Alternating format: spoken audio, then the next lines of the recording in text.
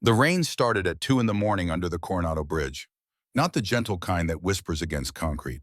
The kind that soaks through 4 layers of clothing and turns cardboard into pulp within minutes.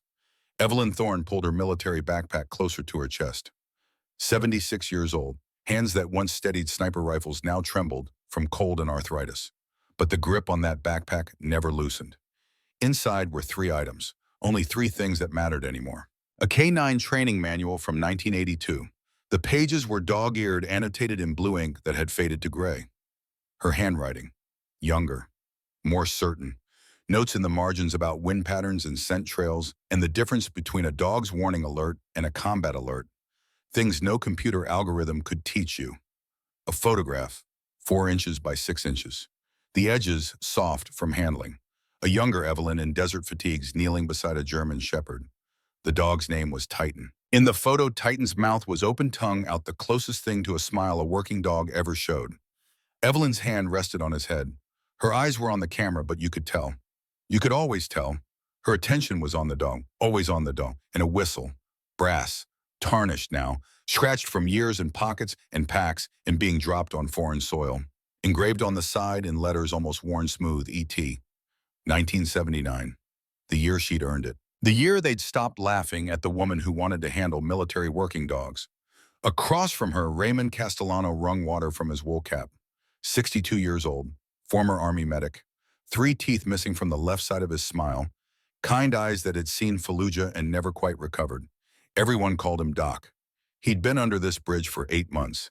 Evelyn had been here for 6 years. Doc leaned forward. His voice cut through the rain's steady drumming on the overpass above. You know what day it is tomorrow? Evelyn didn't answer. She rarely spoke anymore. Not since the dreams had gotten worse. Not since the guilt had calcified into something she carried in her chest like shrapnel. Big demonstration up at Camp Pendleton, Doc continued. He'd learned not to wait for her responses. K-9 program, they're serving hot meals, free, for veterans who show up. Evelyn's eyes flickered, just for a moment. Doc saw it. Knew that would get your attention. He grinned, showing the gaps in his teeth. When's the last time you had a hot meal that didn't come from a dumpster behind the 7-Eleven? Evelyn's stomach answered for her, a low growl that seemed to echo in the hollow space beneath the bridge. Come on, Ghost.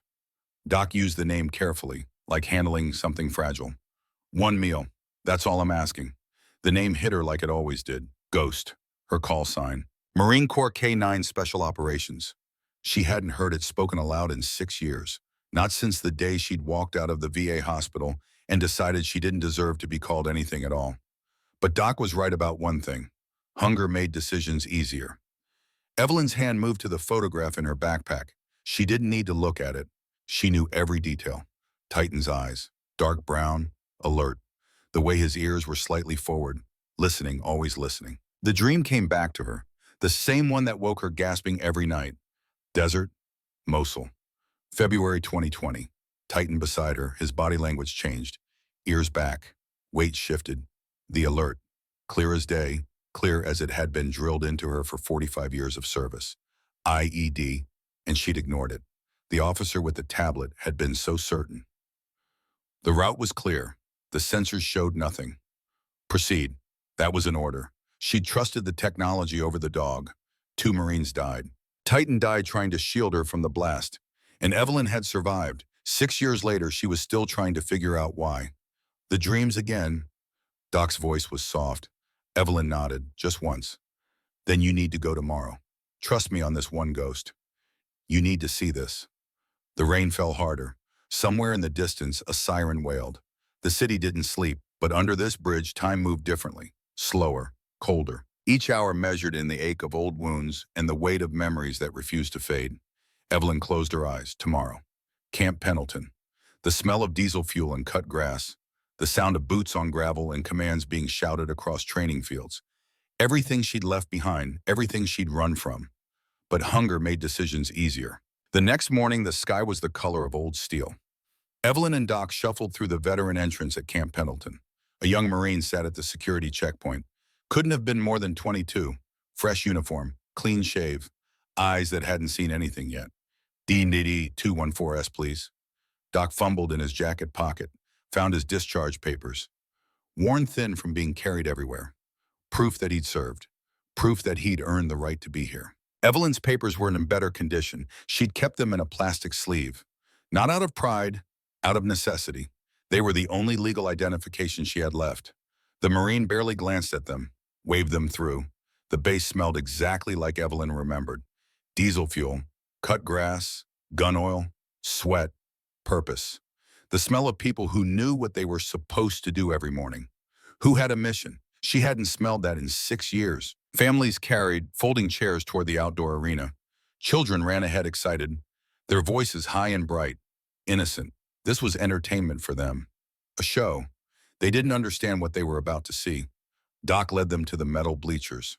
Third row. Good view of the field. Other veterans were already seated, some in old military jackets with unit patches still visible. Some in civilian clothes that had seen better days. Some in wheelchairs. Some missing limbs. All of them carrying something invisible. The weight that never showed up on any scale. A young woman in a volunteer vest approached. 20-something. Blonde ponytail. Smile that was trying very hard to be genuine. "Welcome, veterans. Thank you for your service." She handed them styrofoam containers. White, hinged lids, the kind that squeaked when you opened them. Inside meatloaf, mashed potatoes, green beans. Steam rose from the food, real food, hot food. Evelyn ate slowly, methodically. The way you ate when you didn't know when the next meal was coming. Chewing, swallowing, not tasting, just fueling. The mechanical process of keeping a body alive. The mashed potatoes stuck in her throat. She forced them down with water from a plastic bottle someone had left on the bench. Then a voice crackled over the speakers. "Ladies and gentlemen, thank you for joining us today." Evelyn looked up. A man stood in the center of the arena. 34, maybe 35 years old. Clean uniform. Staff sergeant insignia on his shoulders. Haircut fresh. Posture perfect. Stride confident. The kind of man who'd never failed at anything that mattered. "I'm Staff Sergeant Garrett Briggs, head instructor of the K-9 program here at Camp Pendleton." Briggs paced as he spoke. Controlled, measured, every word rehearsed. "Today we're going to discuss something difficult. We're going to talk about the reality that not every military working dog can transition back to operational service." A handler appeared at the edge of the arena, leading a disc on a reinforced leash, the kind with a metal core, the kind designed to restrain something dangerous. Belgian Malinois, 80 pounds of muscle. Muzzled. The muzzle was heavy-duty, military grade. The dog pulled forward with enough force to drag the handler sideways. "This is Ranger," Briggs said. His voice carried weight now, somber. "He's a combat veteran, just like many of you here today." The dog lunged. The handler stumbled, recovered, feet wide, leaning back against the pole. Ranger served in a special operations unit overseas. He saved lives. He did his job. But 8 months ago, he was extracted from a hostile zone and brought stateside for rehabilitation. Another lunge. This time, the handler had to take 2 quick steps to keep from being pulled off balance. Evelyn's hands tightened around the styrofoam container. It cracked slightly, the sound lost in the noise of the crowd. "Since his arrival," Briggs continued, "Ranger has attacked 3 qualified handlers." A murmur rippled through the bleachers. Parents pulled their children closer. The most recent incident required 18 stitches and resulted in permanent nerve damage to the handler's left hand. Evelyn was watching the dog now. Not the handler, not Briggs. The dog. The way his ears rotated independently. Scanning. Processing sounds the humans couldn't hear. The way his weight shifted before each lunge. Not random. Calculated. The way his eyes were fixed. Not on Briggs, not on the handler. On the horizon beyond them. Searching for something that no longer existed. She'd seen that look before. In mirrors. In puddles. In the reflection of storefront windows she passed on the street. "We've exhausted every modern rehabilitation protocol," Briggs was saying. "Behavioral conditioning with certified animal psychologists. Desensitization therapy. Pharmacological intervention. Nothing has produced results." The dog pulled again. Harder. The handler's boots scraped across the dirt. "Today is Ranger's final evaluation." Briggs's voice dropped. Quiet. Heavy. "If we cannot establish safe control, he will be humanely euthanized at 1700 hours. 5 o'clock. 8 hours from now." Evelyn's breath caught in her chest. Doc leaned close, his voice barely above a whisper. "That's messed up. Dog probably just needs someone who understands." But Evelyn wasn't listening. She was watching Ranger. The way his muscles coiled before each movement. The way his head tilted when the wind shifted. The way his entire body was screaming something that no one else could hear. Not aggression, not rage, protocol. He was still on mission. After 8 months stateside, Ranger was still executing his training, still scanning for threats, still doing his job, and everyone thought he was broken. Briggs handed the microphone to an assistant, approached Ranger, carefully, slowly, hands visible, non-threatening posture, everything by the book. He knelt, extended a gloved hand. Easy boy, easy now. Ranger's body coiled, then exploded forward. The muzzle clanged against Briggs's forearm guard, metal on metal. The sound echoed across the arena like a gunshot.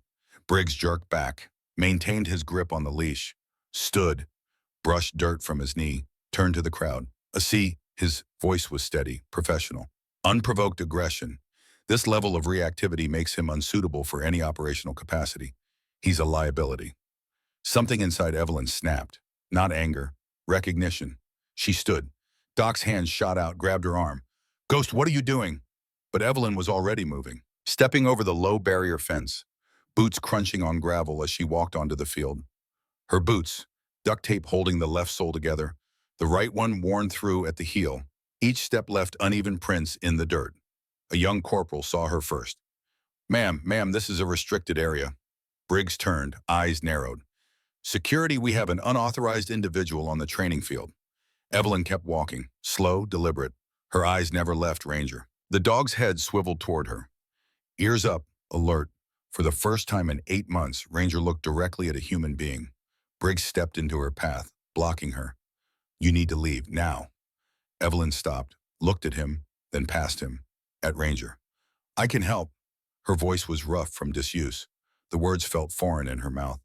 "Help." Briggs's expression hardened. "Listen, I don't know what you think you're doing, but this is a military working dog, not a pet. He's dangerous." "I know. Do you—" Briggs crossed his arms, looked her up and down, the torn jacket, holes at the elbows, dirt under the fingernails, hollow cheeks, the smell of someone who hadn't showered in days. "Are you qualified to handle military working dogs?"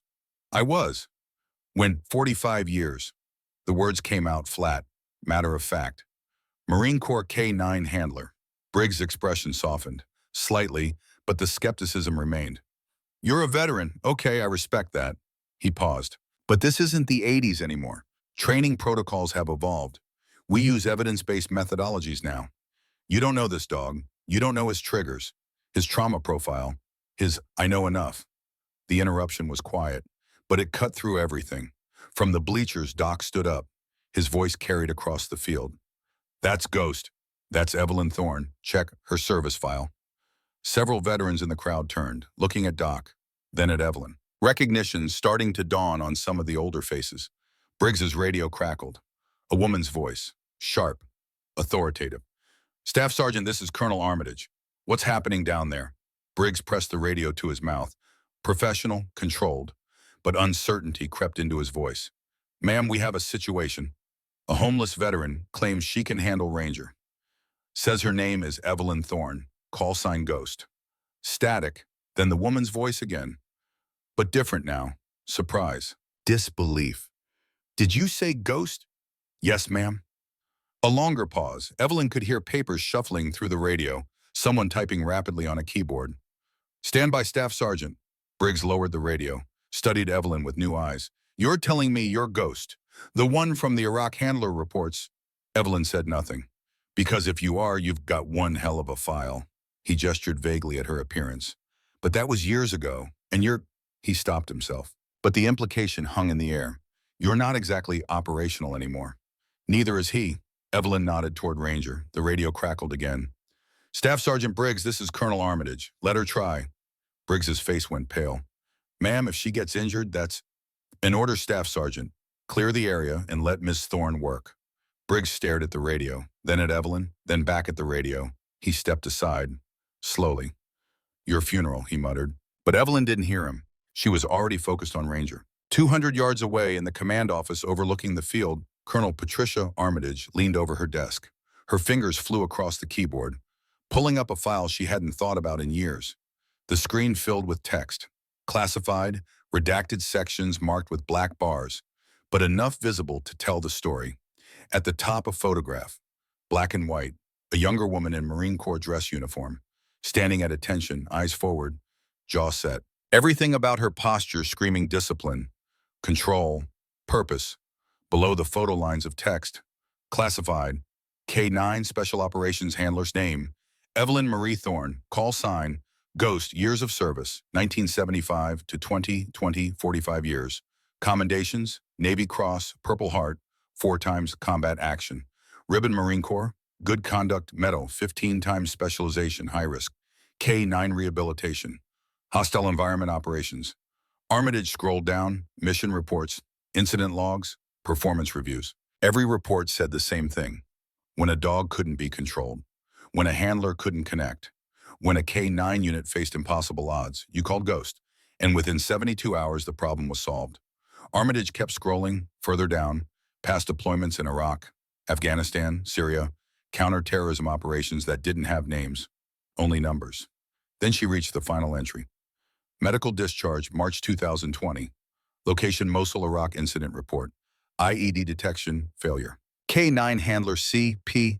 Evelyn Thorne's partner, Titan German Shepherd. 8 years service provided alert signal indicating explosive device en route. Handler was ordered to proceed by commanding officer based on electronic sensor data showing route clear. Device detonated. 2 casualties KIA, 1 K9 fatality Titan. Handler sustained minor injuries.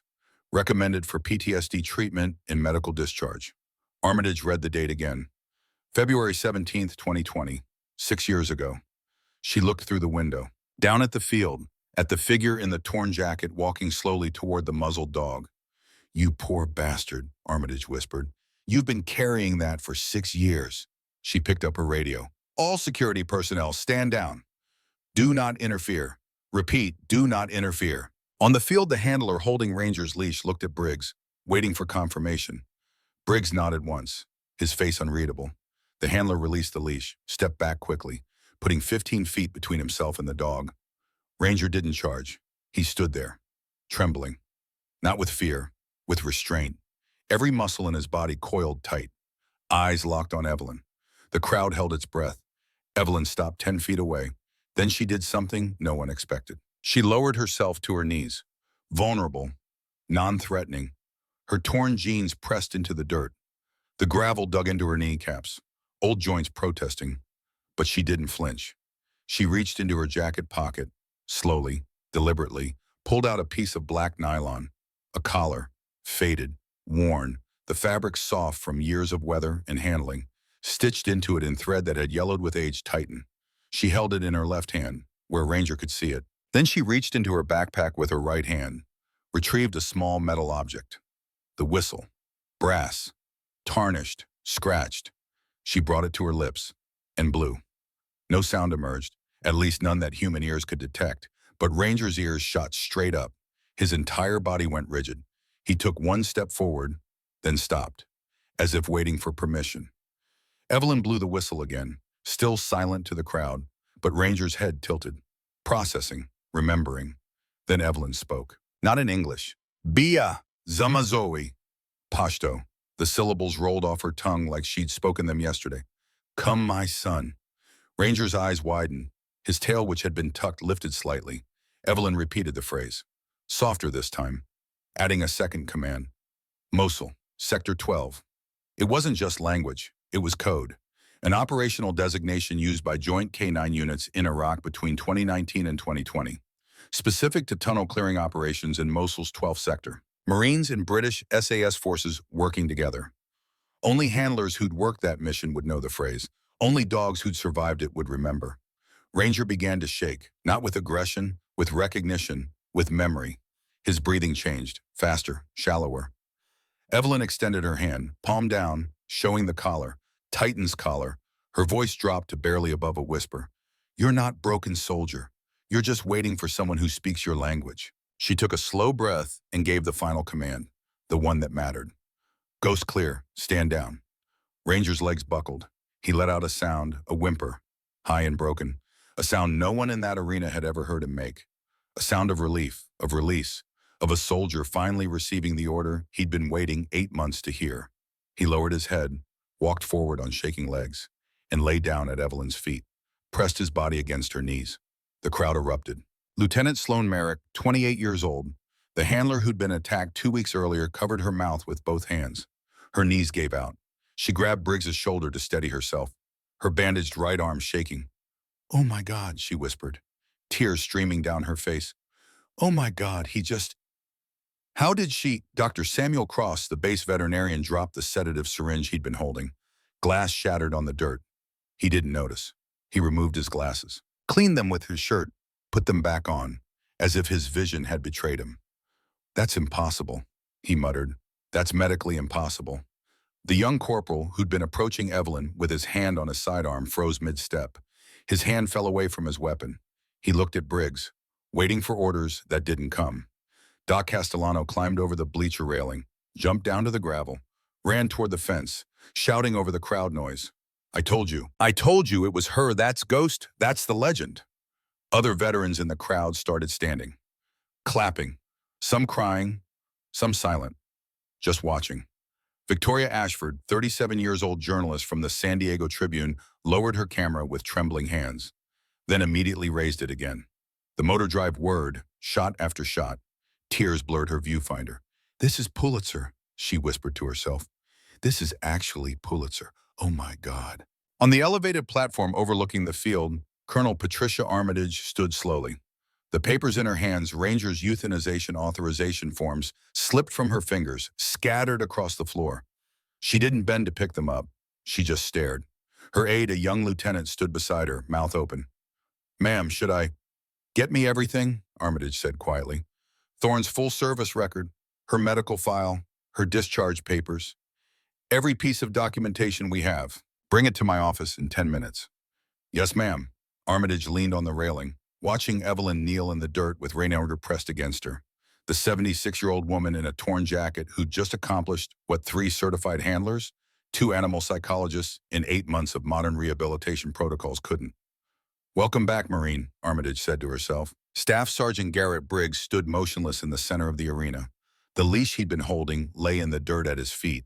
He stared at Evelyn, then at Ranger. Calm now, breathing steady, no tension in his body. Then back at Evelyn. He removed his cap slowly, ran a hand through his short hair. His confident expression had shattered completely.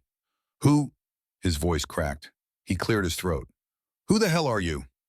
Evelyn didn't look at him. She kept her eyes on Ranger, her hand resting gently on the dog's head. Ranger leaned into the touch, eyes half closed. "Someone who remembers," Evelyn said quietly. Briggs shook his head. "I've been training K9 units for 8 years. I have certifications from 3 different behavioral institutes. I've read every study, every paper, every—" He stopped. The words caught in his throat. "And you just walked out here and fixed him in 30 seconds. How—" Evelyn finally looked up at him. "You tried to dominate him. We tried to rehabilitate him using proven methods."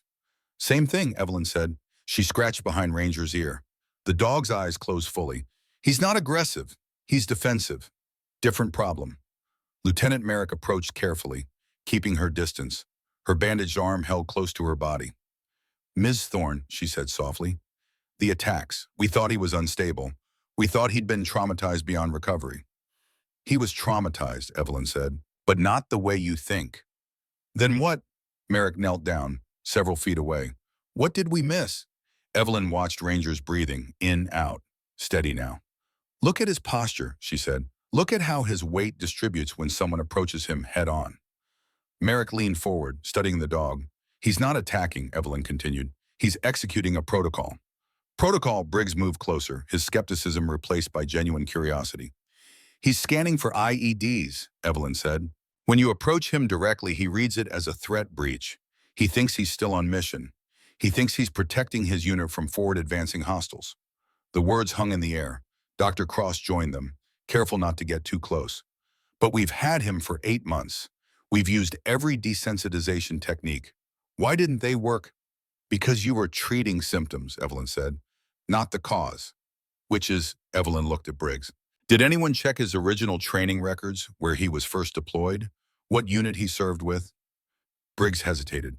"We received him from a transfer facility in Germany. The records were incomplete. We assumed he was a standard patrol dog." "He's not." Evelyn spoke the Pashto commands again, softer, the operational code. Mosul Sector 12. That was a joint operation, she said, 2019 to 2020. Marines and British SAS clearing tunnel networks. The dogs we used for that mission were trained in local languages because we were working with Iraqi contractors.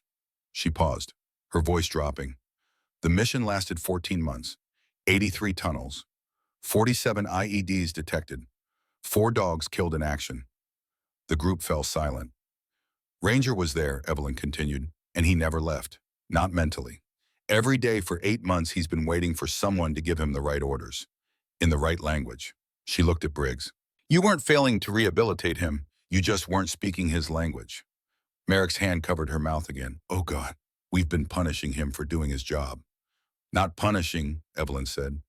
Misunderstanding. Doc finally reached them, out of breath, grinning despite the tears on his face. He put a hand on Evelyn's shoulder. 6 years, Hermana. 6 years you've been under that bridge, and you never said a word about who you were. Evelyn didn't respond. Your ghost, Doc pressed. The handler from the Iraq reports. Everyone thought you were a legend, a story. I'm nobody, Evelyn said quietly. You just saved this dog's life. Evelyn shook her head. I just reminded him he's still a soldier. The sound of boots on gravel made everyone turn. Colonel Patricia Armitage walked across the field, her aide trailing behind with a tablet.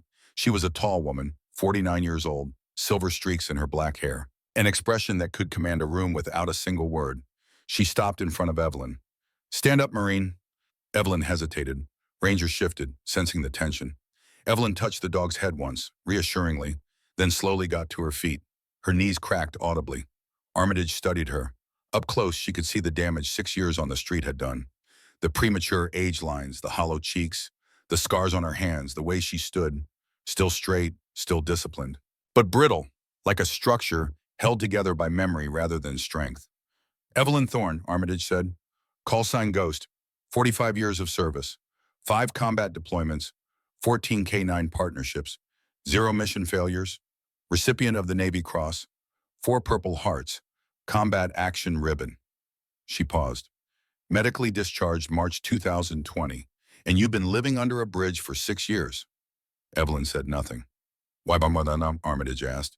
The question wasn't accusatory, it was genuine. Why didn't you come back? We have programs, resources. You could have... I didn't deserve them, Evelyn said. The words hung in the air like smoke. Armitage's expression didn't change, but something flickered in her eyes. Understanding or recognition. Mosul, she said quietly. February 17th, 2020. The compound clearing operation. Evelyn's jaw tightened. I read the report, Armitage continued. Your K9 partner detected an IED. You were ordered to proceed anyway. 2 Marines were killed. Your dog Titan was fatally wounded protecting you. Silence. That wasn't your fault, Marine, Armitage said. Doesn't matter. It absolutely matters. Armitage's voice was firm now. The failure was command's, not yours. I knew better, Evelyn said, her voice low. Titan alerted. He never alerted unless he was certain, and I ignored him. I trusted a man with a tablet instead of a dog with 8 years of fieldwork. She looked Armitage in the eyes. That's on me, no one else. Armitage was quiet for a long moment. Then she gestured to Ranger, still lying calmly at Evelyn's feet. This dog was 48 hours from being euthanized, she said. Every handler on this base tried to reach him, every trainer, every specialist. We threw resources, expertise, time at the problem. Nothing worked. She paused. You walked onto this field and solved it in 30 seconds. You think that's an accident? Evelyn looked down at Ranger. I just spoke his language. Exactly, Armitage said. You understood something we forgot. These dogs aren't machines. They're not problems to solve with protocols and procedures. They're soldiers, and soldiers need someone who understands what they've been through. She nodded to her aide, who handed her the tablet. Armitage scrolled for a moment, then turned it to show Evelyn. Your training record, she said. For 12 years, you were the specialist we called when handlers couldn't connect with their dogs.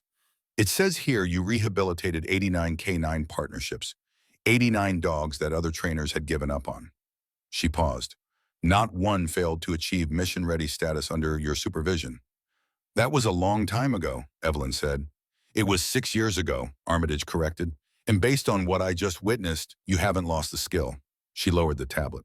I'm offering you a position, Ms. Thorne, civilian contractor. You'll work with our K9 program as a rehabilitation specialist. Your job will be to train handlers and work with dogs we've designated as unrecoverable. Armitage paused. Salary commensurate with GS-11 federal pay scale. Housing on base. Full medical benefits, including mental health services through the VA. And Ranger is yours. Evelyn stared at her. I can't, she said. Why not? Because I'll fail again. Maybe, Armitage said, or maybe you'll save lives, the way you just did. Doc stepped forward. Ghost, don't be an idiot. Take the offer. Evelyn shook her head. You don't understand. I broke the first rule. Trust the dog. I didn't. So I don't get to do this anymore. I don't get to. To what? Armitage interrupted. To have a second chance to use the skills you spent 45 years developing to help dogs and handlers who need exactly what you can offer. Evelyn's throat tightened. Armitage softened her tone. Slightly. Marine, I've been in command for 12 years. I've seen a lot of things. And one thing I've learned is that the people who think they don't deserve second chances are usually the ones who need them most. She waited. What happens to him? Evelyn asked quietly, nodding toward Ranger. If you accept he's yours, Armitage said, Ranger will be officially assigned to you as your permanent partner. You'll oversee his continued rehabilitation and eventual certification. Evelyn looked down at Ranger. The dog's eyes were open now, watching her, trusting. She closed her eyes, felt the weight of 6 years pressing down. 6 years of cold nights under bridges. 6 years of shame. 6 years of believing she was broken beyond repair. But Ranger leaned against her leg, warm, present, alive. Evelyn opened her eyes. One condition, she said. Name it. I want to start a program for homeless veterans, men and women like me who fell through the cracks. Train them as handlers. Pair them with dogs like Ranger. Dogs everyone else has given up on. Armitage considered this. That's a tall order. Funding, facilities, oversight. If it works, Evelyn said, it saves 2 lives at once, the veteran and the dog. Armitage looked at Briggs, staff sergeant, professional assessment. Briggs removed his cap again, a gesture of respect.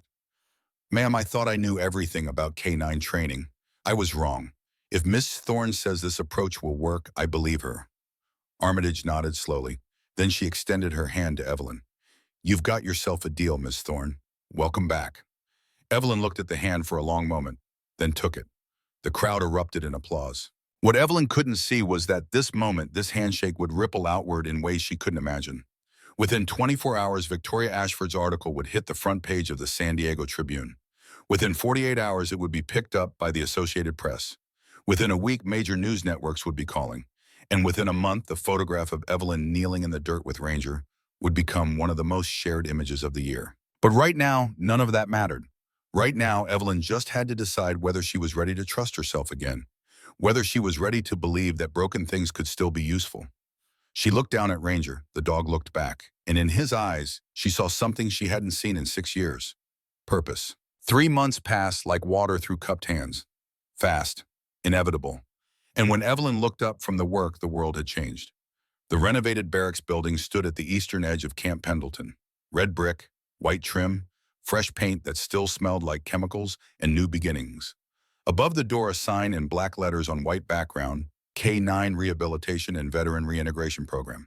Established 2026. Inside, 5 homeless veterans worked with 5 dogs, each pairing carefully selected. Each dog deemed too dangerous or too traumatized to continue in service. Each veteran carrying wounds that would never show up on any X-ray or MRI. Evelyn stood in the doorway at dawn. The California sun hadn't cleared the mountains yet. The air was cool, clean, smelling of ocean and sage and possibility. Ranger sat beside her. He never left her side now. Not during training sessions, not during meals. Not at night when she woke up gasping from nightmares about Mosul. The dog would simply rest his head on her chest, a warm weight that said, I'm here, you're not alone. We survived. The first pair was Doc Castellano and a German shepherd named Duke. Duke was 7 years old, muscular, scars across his muzzle from close quarters combat in Kandahar. He'd been returned from deployment after biting a lieutenant during a PTSD episode. The official report said unstable, aggressive, recommend euthanization. Doc had read that report and laughed, showed Evelyn the gap in his teeth. I bit a staff sergeant once, Fallujah, 2005. Had a flashback during convoy duty. Thought he was insurgent. They didn't put me down. They got me help. Within 2 weeks, Duke was walking off leash, responding to commands, sleeping without the nightmares that used to wake him snarling. Within 6 weeks, they'd been certified for therapy dog work at the San Diego VA hospital. Evelyn watched them now through the window. Doc sat on a bench in the exercise yard, Duke's head in his lap. Doc was talking, low, steady, the kind of voice that had talked Marines through sucking chest wounds and arterial bleeds, and the certainty that they were dying. The kind of voice that said, "You're going to make it. Stay with me." Duke's eyes were closed, his breathing slow, trusting. The second pair was Hank Patterson and a Belgian Malinois named Shadow. Hank was 49, former Navy corpsman. Everyone called him Wrench because he could fix anything, vehicles, equipment, people, until the day he couldn't anymore. Until the day an IED turned a Humvee into shrapnel and he'd spent 40 minutes trying to put a 19-year-old kid back together with hands that wouldn't stop shaking. He'd been living in his car for 3 years when Doc found him. Shadow had been found chained to a fence outside a veterinary clinic in Oceanside, half-starved, covered in scars. Cigarette burns on his flanks. No microchip, no history. No one knew where he'd come from or what he'd been through. No one could get near him except Wrench. Wrench moved slowly, spoke softly, seemed to understand that some wounds took longer to heal, that some scars went deeper than skin. He never raised his voice, never moved quickly, never expected Shadow to be anything other than what he was. And slowly, week by week, day by day, Shadow began to trust. Evelyn watched them in the training ring. Wrench was teaching Shadow to walk through a door without bolting. Patient, repetitive. No frustration when Shadow balked. Just quiet encouragement. "That's it, buddy. One step. That's all we're asking." Shadow took the step, then another, then pressed against Wrench's leg. Wrench's hand came down, gentle, scratching behind the dog's ear. "Good boy, you're doing good." The third pair was Marlene Kincaid and a Labrador mix named Belle. Marlene was 38, former Army logistics specialist, 5 years in, deployed to Iraq twice. Would have made sergeant if it hadn't been for the assault. The report said she'd been found unconscious in a supply tent. The investigation said there wasn't enough evidence. The system said she should move on. She'd spent 2 years in a women's shelter, afraid of men, afraid of herself, afraid to trust anything or anyone. Belle had been rescued from an illegal fighting operation in Tijuana. Bait dog, used to train the aggressive ones. Her body was a map of tooth marks and healed fractures. She was terrified of men, aggressive toward anyone who moved too quickly. The rescue organization had scheduled her for euthanization. Then Marlene walked into the kennel. Belle had been in the back corner, shaking, growling at anyone who approached. Marlene had sat down on the concrete floor, 15 feet away, and waited. For an hour, she just sat there, not moving, not speaking, just being present. Finally, Belle had stopped growling, tilted her head, curious. Marlene had extended her hand, palm down, non-threatening. "I know," she'd said quietly. "I know what it's like when someone takes something from you, when they make you feel like you're nothing." Belle had taken one step forward. "But you're not nothing," Marlene continued. "You're a survivor, just like me." Another step. "And survivors have to stick together." Belle had walked across that kennel floor, pressed her head against Marlene's hand. That had been 10 weeks ago. Now they were inseparable. Marlene had started speaking in group sessions, started sleeping without the nightmares, started believing that maybe she could be more than what had been done to her. Belle had stopped flinching when men walked past, stopped growling at sudden movements, started playing, started acting like a mom instead of a weapon. Evelyn watched them through the window. Marlene was brushing Belle's coat, long, rhythmic strokes, talking the whole time. The words didn't matter. It was the tone, the presence, the unspoken promise, "I will not hurt you. You are safe here." There were 2 other pairs, briefly visible in the training yard. A young man, 26, Marine Corps infantry, working with a hyperactive border collie that had washed out of search and rescue training. Too energetic, too unfocused, too much. They were doing agility drills. The vet laughing with the way he knocked over cones. The dog barking with pure joy. Both of them running, moving, alive in a way that had nothing to do with combat or trauma or carrying the weight of things that couldn't be fixed. And an older woman, 63, Air Force, quiet, dignified, working with a senior Rottweiler that had been surrendered by his owner after the owner died. The dog was arthritic, moving slow. But his eyes were bright and alert, and when the woman gave a command, he obeyed with the precision of someone who'd been trained well and remembered. Evelyn had put them together deliberately, two old soldiers learning that being slow didn't mean being useless. That experience had value even when the body started failing. 5 pairs, 10 lives, all of them deemed disposable by a system that measured worth by current functionality rather than potential. Evelyn turned from the window, walked to her office, small, Spartan, desk, chair, filing cabinet, computer she barely knew how to use. On the wall, a framed photograph, the one from her backpack, her and Titan. Desert, sunlight, a moment captured before everything went wrong. She sat at the desk, opened the bottom drawer. Inside was a folder, red, classified, stamped on the cover. She'd requested Ranger's full deployment records 3 weeks ago. Colonel Armitage had approved the request.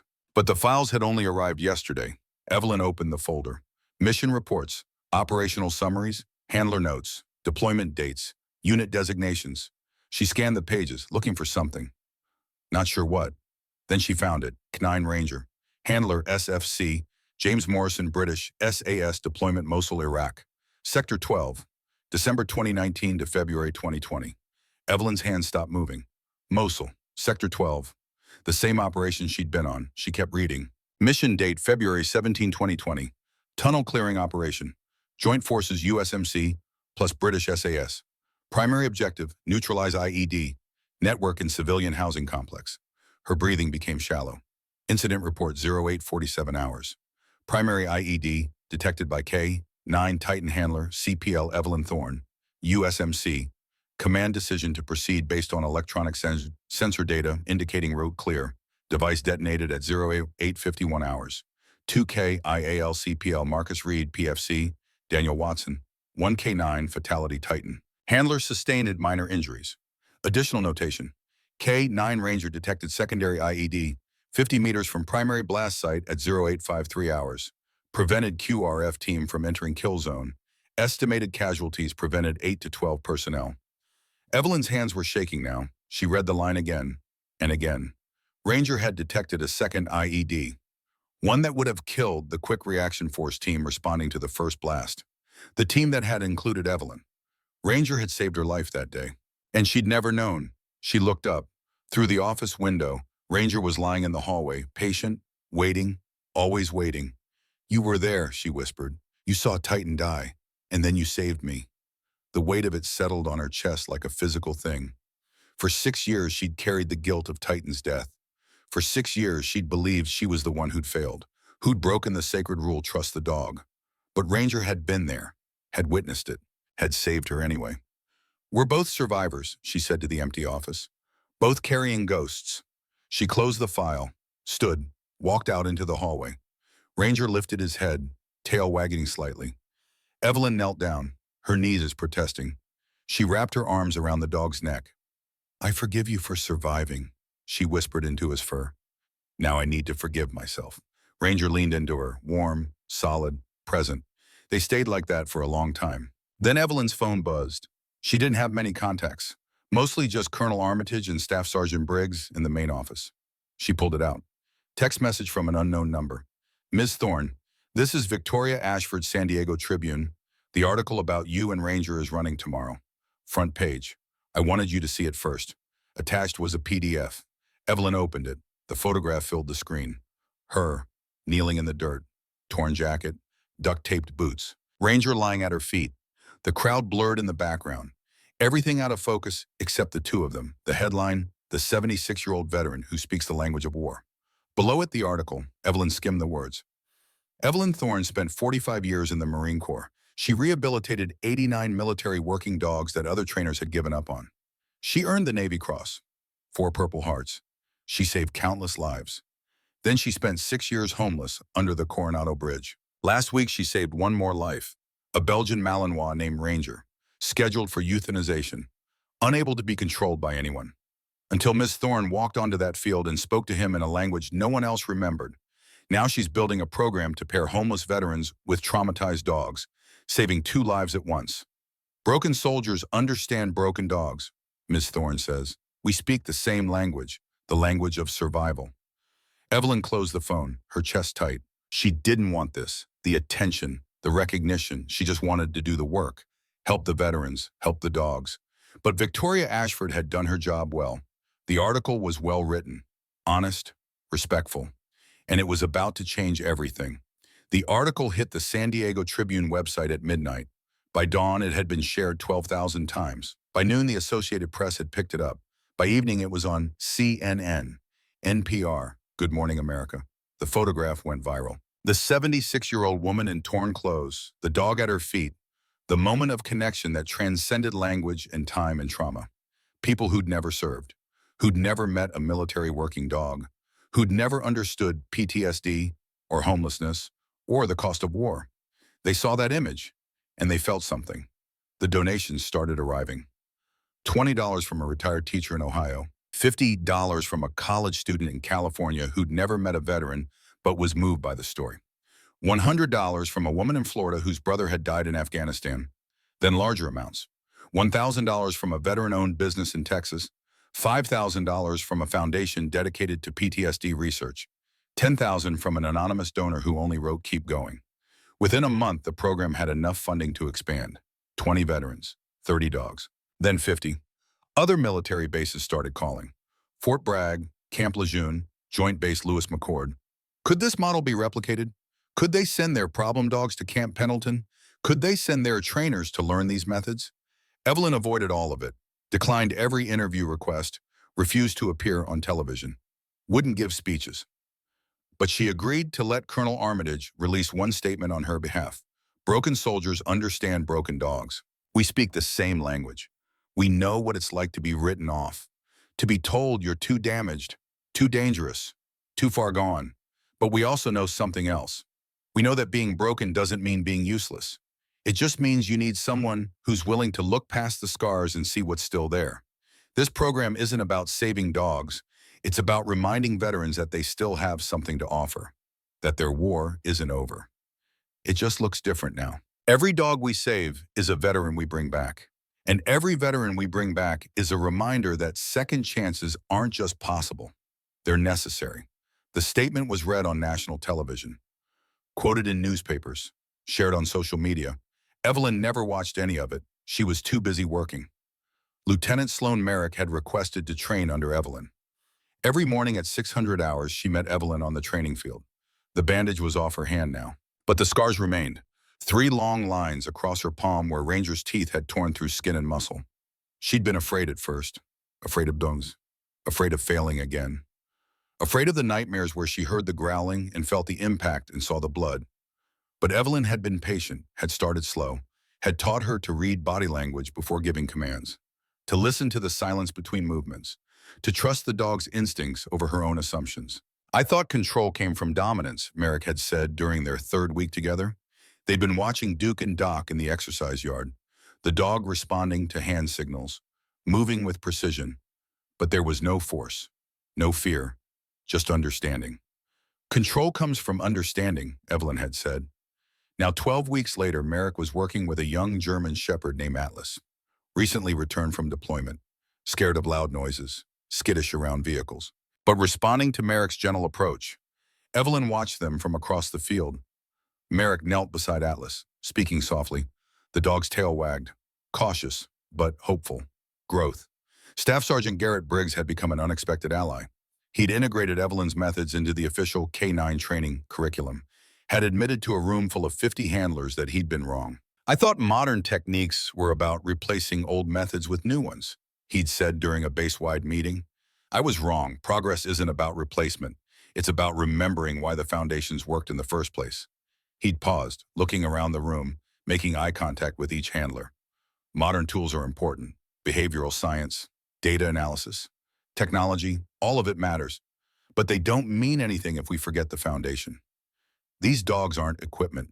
They're partners, and partners need connection before they need correction. He gestured to the back of the room, where Evelyn sat, uncomfortable with the attention. Ms. Thorne reminded us what partnership actually means. Not dominance, not control, understanding. Now Briggs worked alongside Evelyn, co-designing protocols, building curriculum, planning expansion.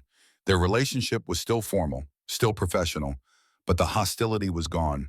replaced by mutual respect. Late one afternoon, they sat in Evelyn's office, reviewing applications for the next cohort. 53 veterans had applied. They had space for 15. How do we choose? Briggs asked. Evelyn looked at the files spread across her desk, each one a story, each one a life that had fallen through the cracks. We choose the ones no one else would, she said. What do you mean? The ones with dishonorable discharges, the ones with criminal records, the ones with substance abuse histories, the ones everyone else has written off. Briggs hesitated. That's a liability risk. Everything worthwhile is, Evelyn said. She pulled one file from the stack. Marcus Holloway, 31 years old, Marine Corps Infantry, 2 tours Iraq, dishonorable discharge for assault, PTSD diagnosis, history of alcohol abuse, currently living in a halfway house in San Diego. This one, she said. Briggs read the file, his expression skeptical. He assaulted a superior officer. During a flashback, he thought he was back in Fallujah. The officer moved too quickly, reached for something in his pocket. Holloway's brain told him it was a weapon. That doesn't excuse it. No, Evelyn agreed, but it explains it. An explanation is the first step toward healing. She set the file aside. In the accept pile, we're not building a program for people who are easy to save, she said. We're building it for people who need it most. Briggs was quiet for a moment. Then he nodded. Okay, but if this goes sideways, it's on both of us. Deal. Marcus Holloway arrived 3 weeks later. Tall, muscular, tattoos covering both arms, eyes that didn't quite focus on anything. The 1,000-yard stare. Everyone who'd seen combat knew it. Evelyn paired him with a pit bull named Bruno. Brown and white, muscular. Scars across his chest and shoulders from dogfighting. Rescued from a raid in Los Angeles. Aggressive, unpredictable. Scheduled for euthanization before the rescue organization had intervened. Marcus and Bruno circled each other in the training yard. Both wary, both damaged, both waiting for the other to attack first. Evelyn watched from the fence. Briggs beside her. Think this will work? Briggs asked. I don't know, Evelyn said honestly, but I think they understand each other. And sometimes that's enough. For 8 weeks it seemed like enough. Marcus worked with Bruno every day. Patient, consistent, never raising his voice, never moving too quickly, building trust one day at a time. Bruno began to change. Started eating regularly. Started sleeping without waking up snarling. Started wagging his tail when Marcus approached. Marcus began to change too. Started attending group therapy sessions. Started talking about Fallujah, about the things he'd seen, the things he'd done, the things he couldn't forget. Bruno gets it, he'd said during one session. He doesn't judge. He doesn't tell me to move on. He just gets it. Week 8 was a breakthrough. Marcus and Bruno walking off-leash together, moving in sync, connected. Evelyn had watched them, felt something close to hope. Then week 9 happened. It was a Saturday night, 4th of July weekend. The city of Oceanside was celebrating. Fireworks exploding over the harbor. Bright colors, loud explosions. The sky lit up like combat. Marcus was in his barracks room, windows open, trying to sleep. The first firework sounded like a mortar round. His brain didn't process it as celebration. His brain processed it as incoming fire. He was back in Fallujah. Helmet, rifle, concrete walls crumbling. Dust choking, someone screaming. Was it him? He couldn't tell. Bruno was in the room, sleeping on the floor beside the bed. The dog woke up, sensed the change. Marcus is breathing. Fast, shallow. Panic. Bruno stood, approached the bed, trying to help. Trying to ground Marcus the way they'd practiced. But Marcus wasn't seeing Bruno. He was seeing an enemy combatant, reaching for a weapon, threatening the squaw. He lashed out, his fist connected with Bruno's shoulder, hard enough to knock the dog back. Bruno yelped, then instinct took over. The dog lunged, teeth bared, defensive. The bite caught Marcus's forearm, tore through skin, drew blood. The pain snapped Marcus back to reality. He saw Bruno, saw what he'd done, saw the fear in the dog's eyes. No. Bruno, I'm sorry. I'm so sorry. But the damage was done. Security arrived. Medical arrived. Bruno was sedated. Marcus was restrained. Taken to the base hospital for evaluation. The incident report was filed by morning. Staff Sergeant Briggs called an emergency meeting. Present Colonel Armitage, base legal counsel, program administrators. Evelyn. Briggs presented the facts. Clinical, professional. But Evelyn could hear the undertone. I told you this wouldn't happen. This incident demonstrates the inherent risk in pairing traumatized veterans with traumatized animals, Briggs said. We have a duty of care.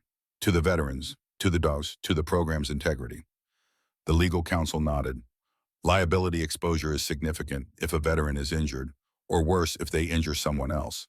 The base could face lawsuits, criminal charges.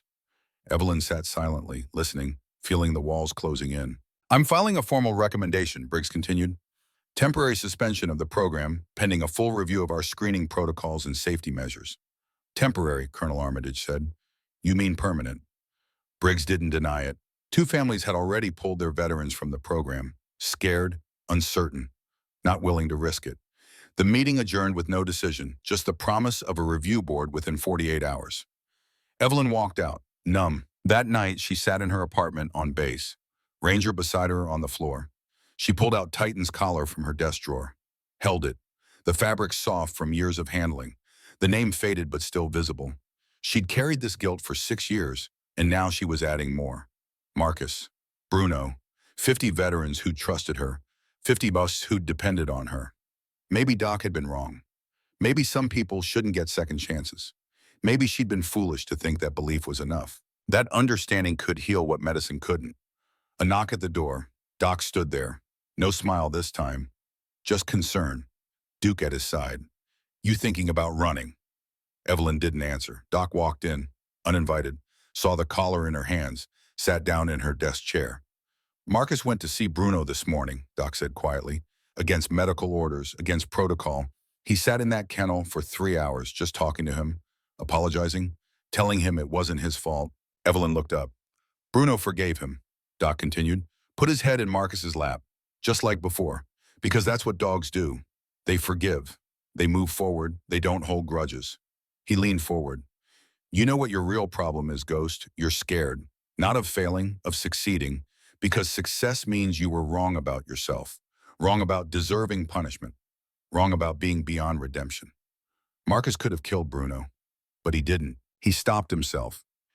He got help. He made it right. That's healing. That's the program working exactly how it's supposed to.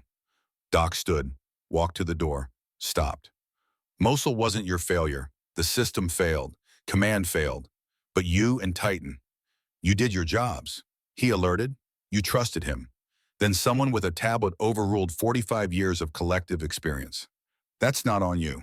He looked back. And this Marcus having a PTSD episode, that's not program failure. That's why the program exists. To give people a place where they can fail and still come back. Where mistakes don't mean the end. He left, Duke following. Evelyn sat in the silence, holding Titan's collar. Ranger approached, took the collar gently in his mouth, carried it across the room, set it carefully on Evelyn's desk beside the photograph, then returned, put his head in her lap, and she understood. The mission wasn't finished. Titan's sacrifice, Ranger's survival. Her 6 years of guilt, all of it led here, to this moment, to this choice, give up or keep going. Evelyn's hand came down, resting on Ranger's head. We're not done yet, are we? Ranger's tail wagged once. No, not done. The review board convened 48 hours later. Camp Pendleton conference room, long table, uncomfortable chairs, fluorescent lights that made everyone look tired and old.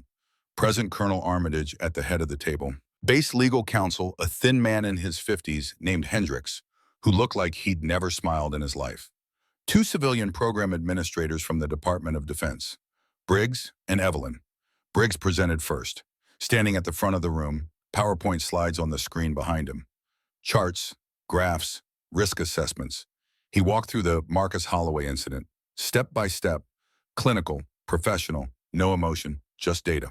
The veteran experienced a PTSD episode triggered by auditory stimuli. He struck the dog. The dog responded defensively. Both sustained minor injuries. The veteran required psychiatric evaluation. The dog required sedation and behavioral reassessment. Click. Next slide. This incident represents a systemic vulnerability in our screening and supervision protocols. We are pairing individuals with documented trauma histories with animals who have documented trauma histories. The potential for violence is not theoretical. It's demonstrated. Click. Next slide. Liability analysis indicates significant exposure. If a veteran is seriously injured, if a veteran injures another person, if a dog attacks a civilian, The legal and financial consequences could terminate not just this program, but all K-9 rehabilitation efforts on this base. He paused, looked around the room. I'm not recommending permanent closure. I'm recommending we pause, implement better safeguards, bring in third-party experts, build something sustainable instead of reactive. He sat down. Hendricks, the legal counsel, nodded. Staff Sergeant Briggs makes valid points. The liability concerns are real. One serious incident could expose the Marine Corps to significant legal action. One of the DoD administrators, a woman named Martinez, spoke up. We've invested considerable resources in this program based on early success metrics. But if the risk profile has changed, we need to reevaluate funding allocation. Armitage turned to Evelyn. Ms. Thorne, how do you respond to these concerns? Evelyn had been sitting quietly, hands folded on the table. She looked tired, older than her 76 years. Ranger was outside the conference room, waiting in the hallway. She could feel his absence like a missing limb. I don't, she said. The room went silent. Excuse me, Armitage asked. I don't respond. Staff Sergeant Briggs is right. I was reckless. I should have had better protocols. Should have anticipated triggers. Should have implemented safeguards before someone got hurt. She paused, looking down at her hands. I thought belief was enough, thought understanding was enough. I was wrong. Briggs shifted uncomfortably in his seat, like he'd won an argument he didn't actually want to win. Armitage studied Evelyn, her expression unreadable. So you're saying we should suspend the program? I'm saying I failed, again, just like Mosul, and maybe some people shouldn't get second chances.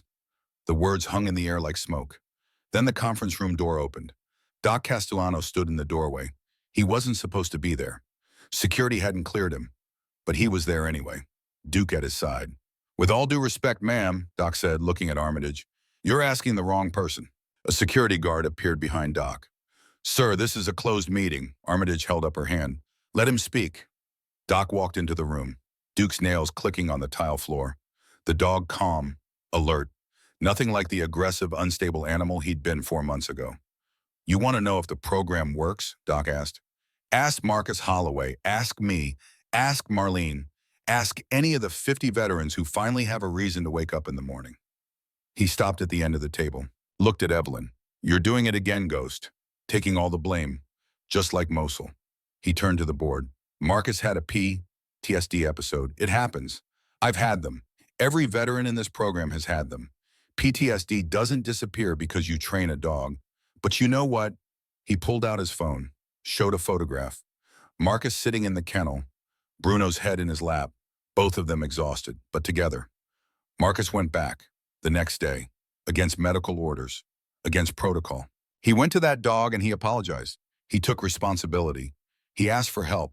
And now they're working together again, building trust, healing. Doc's voice got quieter. That's not program failure. That's the program working.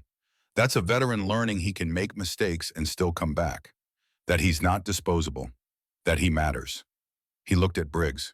You want better protocols? Build them. You want more supervision? Hire more staff. But don't shut this down because you're scared of what might happen. Because I can tell you what will happen if you do. He gestured to himself. I'll go back to the streets. Marlene will go back to the shelter. Marcus will go back to the halfway house. And 50 dogs will get euthanized. That's guaranteed. That's not risk. That's certainty. Silence. Then Lieutenant Sloan Merrick stood up from where she'd been sitting in the back of the room. Evelyn hadn't even noticed her there. Permission to speak, ma'am. Armitage nodded. Merrick walked to the front. She held up her right hand. The bandages were off now. 3 long scars ran across her palm. Pink, still healing. The hand trembled slightly. Permanent nerve damage. Ranger gave me this, she said. 18 stitches. Couldn't hold a coffee cup for 2 months. Couldn't grip my service weapon. Almost ended my career. She paused. I blamed the dog. Blamed the training. Blamed everything except what actually happened. Which was that I approached him wrong. I tried to dominate instead of understand. I treated him like equipment instead of a partner. She looked at Evelyn. Ms. Thorne showed me what I was doing wrong. Not by lecturing, by demonstrating. She taught me that control doesn't come from force. It comes from connection. She turned back to the board. The Marcus Holloway incident isn't program failure. It's exactly what this program is supposed to address. We're dealing with warriors who've seen things most people can't imagine. Sometimes those memories come back. sometimes violently. But now Marcus has Bruno, and Bruno has Marcus. They're learning together that trauma doesn't define them, that they can heal. She sat down. Martinez, the DoD administrator, leaned forward. These are compelling testimonials, but testimony isn't data. We need measurable outcomes. Before anyone could respond, another voice came from the doorway. Then measure this. Marlene Kincaid stood there, Belle at her side. Marlene rarely spoke in groups, rarely spoke at all except to Belle or Evelyn. But she was speaking now. She walked into the room, slow, deliberate, every step an act of courage. I was sexually assaulted by a fellow soldier, she said, her voice steady, clear. Spent 2 years afraid of men, afraid to trust anyone, afraid to leave my room. She stopped at the table, made eye contact with each person there. Belle was beaten, starved, forced to fight for entertainment. She was afraid too. She looked down at the Belle looked back, trusting. Miss Thorne didn't fix us. She gave us each other. Belle taught me I could protect something. I taught Belle she could be safe. Marlene's voice got quieter, but somehow stronger. You shut down this program, you're telling every veteran out there that their trauma disqualifies them from being useful. That being broken means being disposable. That's the real failure. Not Marcus having an episode, not a dog defending himself, but a system that gives up on people who need help most. She turned and walked out. Belle following. The room was silent for a long moment. Armitage looked at her notes, then at the board members. This board will reconvene in 2 hours with a decision. Everyone stood, filed out. Evelyn stayed seated. Briggs paused at the door, looked back at her. His expression conflicted. Then he left. 2 hours later, they were called back. Armitage's office this time. Smaller, more personal. Just her Evelyn and Briggs. The board has made a decision, Armitage said. The program will continue. Evelyn felt something in her chest unclench. With conditions. Of course. There were always conditions. Armitage listed them. Expanded psychological screening for all participants. 24/7 crisis intervention team on standby. Monthly third-party audits. Enhanced training for supervisors. And one more. Staff Sergeant Briggs will be appointed as co-director, oversight and protocol development. Evelyn looked at Briggs. He was already looking at her. That means you work together, Armitage continued. Ms. Thorne brings operational expertise and handler experience. Staff Sergeant Briggs brings administrative oversight and risk management. You balance each other. She stood. This program exists because you both believe in it, for different reasons, with different approaches, but the same goal, make it work. She left, giving them privacy. Evelyn and Briggs stood in the empty office. You tried to shut this down, Evelyn said finally. I tried to save it, Briggs corrected. You take risks that could destroy everything we've built. I was trying to protect the program long term. So now you're my babysitter.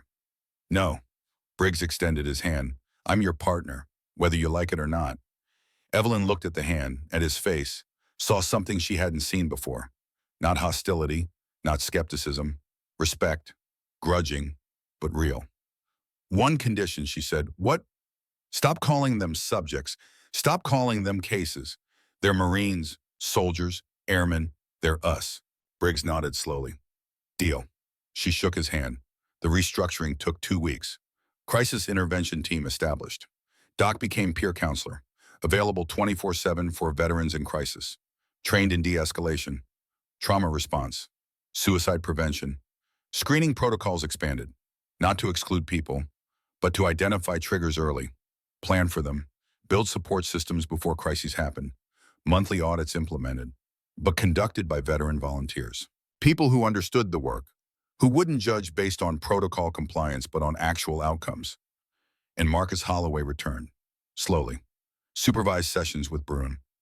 15 minutes at a time, building trust back up from nothing.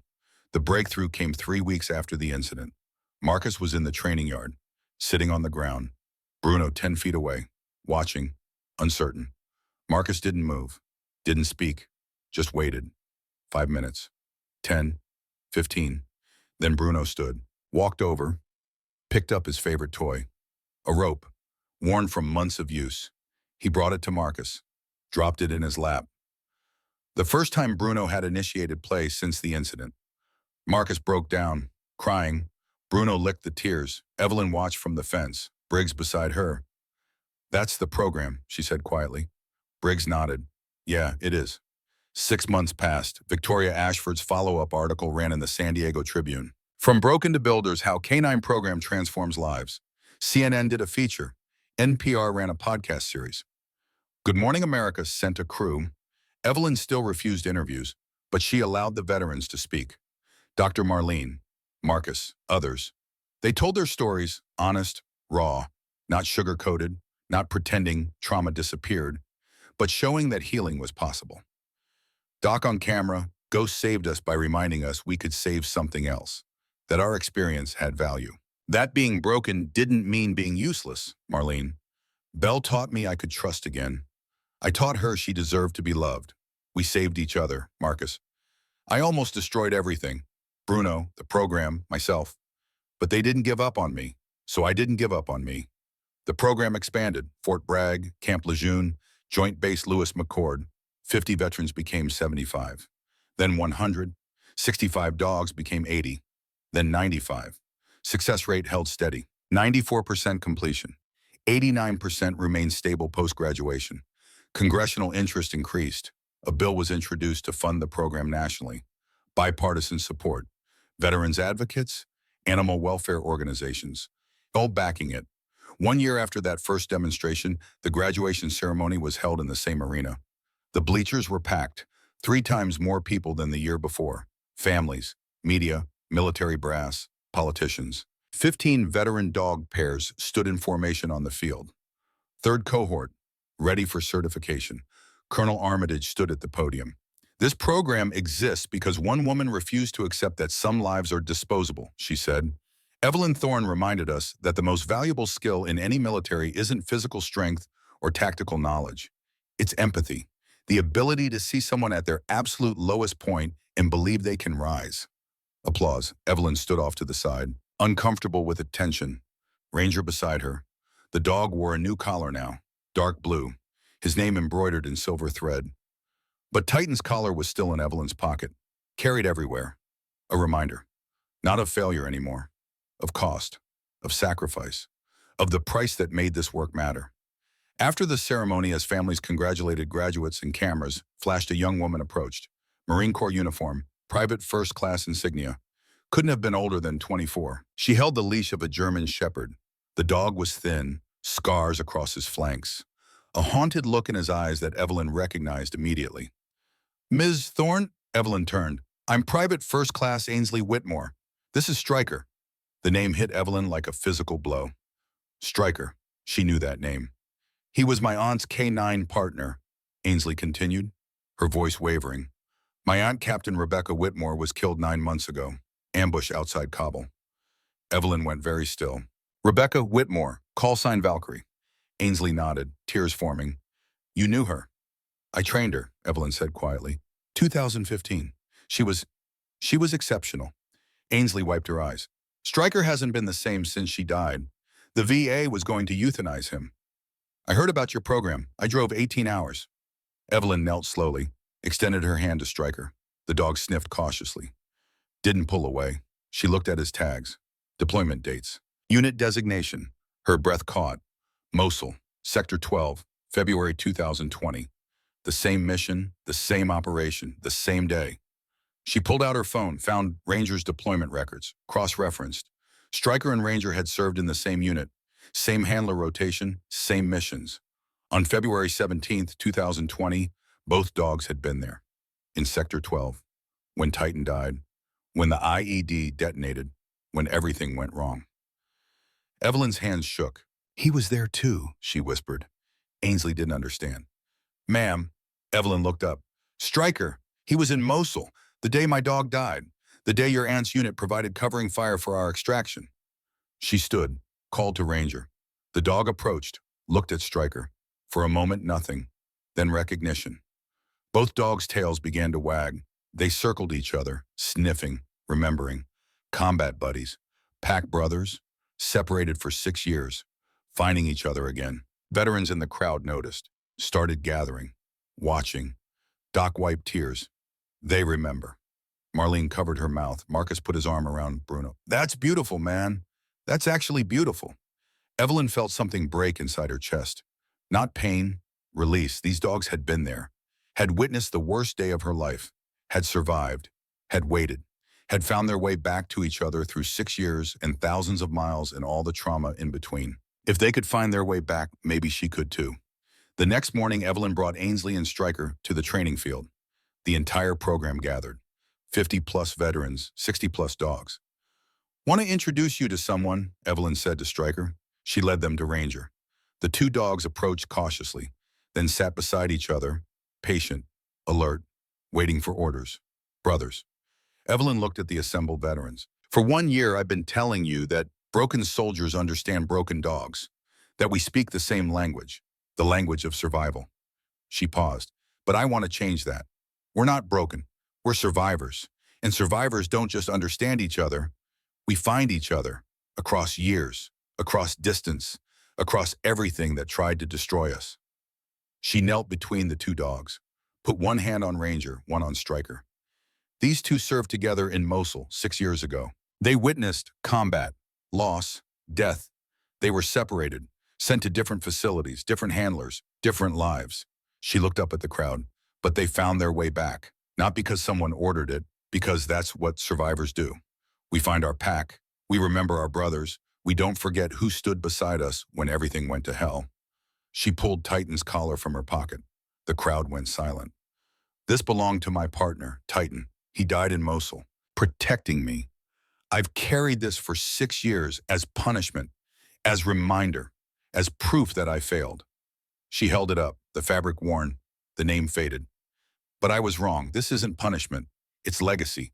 Titan's mission didn't end when he died. It continued. Through Ranger, through Stryker, through every mop and every veteran who refuses to accept that being wounded means being finished." She placed Titan's collar on the ground between the two dogs. Then she took off Ranger's collar. The new one, the blue one with silver thread. Ranger sat very still, trusting. Evelyn took Titan's collar, the old one, and placed it around Ranger's neck, side by side with his own. Two collars, two names, one mission. "You carry his memory now," she said to Ranger, her voice breaking. "We both do, but we carry it forward. Not backward, not as guilt, as purpose." She stood, addressed the crowd. "Every person here has lost someone. Every dog here has been abandoned. But we're still standing, still fighting, still serving." Her voice grew stronger. "Our war didn't end when we left the battlefield. It just changed form. Now we fight for each other, for second chances, for the belief that no one is disposable, that trauma doesn't define us, that purpose can heal what medicine can't." She looked at Doc, at Marlene, at Marcus, at Briggs. "This program isn't about me. It was never about me. It's about proving that when the system gives up on people, those people can build something better, something honest, something that actually works." Silence, then applause. Starting slow, building. Marcus stepped forward, Bruno beside him. "Ms. Thorne taught me that I could fail and still come back," he said. "That one mistake doesn't define 40 years. That being human means being imperfect, but trying anyway." Marlene, "She taught me I could trust again, that my trauma doesn't own me, that I can protect something without destroying myself." Doc, "She taught me that 6 years under a bridge doesn't erase 45 years of service. That knowledge doesn't expire, that veterans don't become obsolete." Briggs stepped forward, surprised everyone. "She taught me that being right isn't the same as being effective, that protocols matter, but people matter more, that the best programs aren't the safest ones, they're the ones worth the risk." He looked at Evelyn, extended his hand. "Thank you for being patient with me, for not giving up when I tried to shut you down, for showing me what leadership actually looks like." Evelyn shook his hand. "Thank you for keeping me honest, for demanding better, for caring enough to fight me." The crowd erupted again. As they dispersed, Ainsley approached Evelyn. "Will you train us, me and Stryker?" Evelyn looked at the young woman, 24 years old, Rebecca's niece, carrying the same determination, the same fire. "Yes," she said, "but I won't just train you. You'll train others. Pass it forward. That's how this works. That's how legacy survives." Ainsley nodded, serious, understanding. 6 months later, split-screen images, multiple locations, all connected. Doc and Duke at the San Diego 5-0 hospital. A young veteran having a panic attack. Doc's voice calm, Duke's presence grounding. The veteran breathing slower, hands unclenching, coming back. Marlene and Belle at a domestic violence shelter. A woman curled in the corner. Terrified, Belle approached slowly, laid down beside her. The woman's hand reached out, touched the dog's head. First contact in weeks. Marcus and Bruno at a high school assembly. 200 teenagers. Marcus talking about PTSD, about mistakes, about redemption. Bruno sitting calmly beside him, demonstrating that healing is possible. That trauma doesn't have to be permanent. Wrench and shadow on a mountainside. Search and rescue operation. An elderly hiker missing for 36 hours. Shadow's nose to the ground, following a scent trail no human could detect. Finding the woman. Hypothermic but alive. Saving a life. Ainsley and Stryker at Camp Pendleton. Teaching a new class of handlers. 12 veterans, 12 dogs. Passing forward what Evelyn taught her. The cycle continuing. Briggs at a national conference.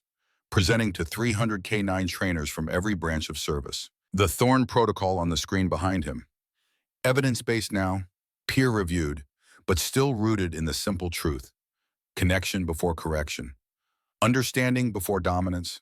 Trust before control. And Evelyn, back under the Coronado Bridge. But not homeless, not broken, not hiding. Bringing hot meals to current homeless veterans.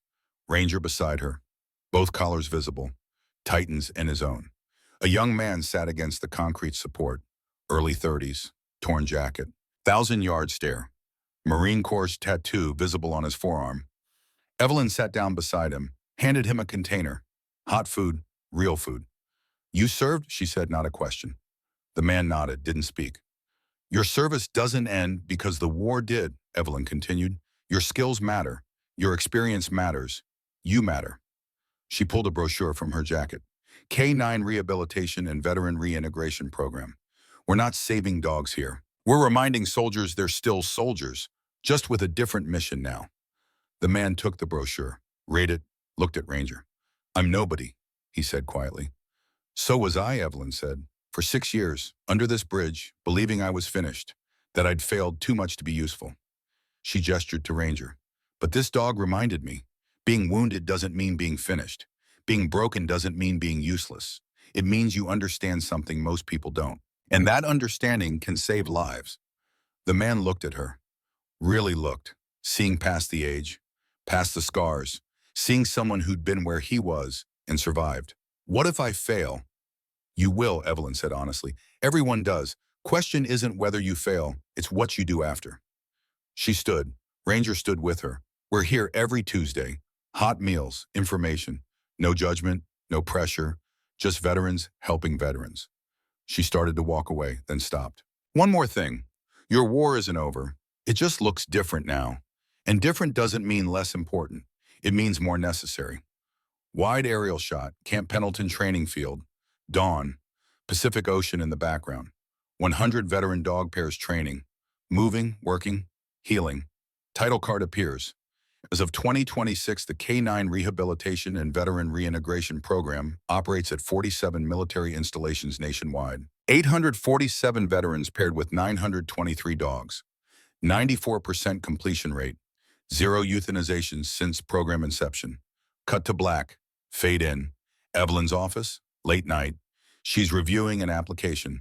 Reading glasses on. Ranger asleep on the floor beside her desk. The application, Specialist Dakota Hayes, 29. Army EOD, call sign Havoc. Medical discharge. PTSD, living in transitional housing. Dog profile Phoenix, 4 years old. Explosive detection. Failed 3 handler pairings. Handlers report unable to connect. Aggressive, unpredictable, recommended for euthanization. Evelyn reads the file, sees herself, sees Ranger, sees every veteran and every dog who'd been told they were too broken to fix. She stamps the application. Approved. Looks at Ranger. The dog's eyes open. Looking back. Another one needs us, buddy. Ranger's tail wags once. Evelyn smiles. Small, but real. Turns off the desk lamp. Stands. Walks to the door. Ranger follows. They walk out into the California night. Stars overhead. Ocean in the distance. The base quiet except for the sound of dogs breathing and veterans sleeping and the steady rhythm of healing that happens slowly, painfully, but inevitably. Broken soldiers understanding broken dogs. speaking the same language, the language of survival. Fade to black. Final title card. Evelyn Ghost Thorne trained over 1,200 K-9 teams across 5 combat deployments. Her program continues to operate nationwide. She turned 77 last month. She's still teaching. The mission continues.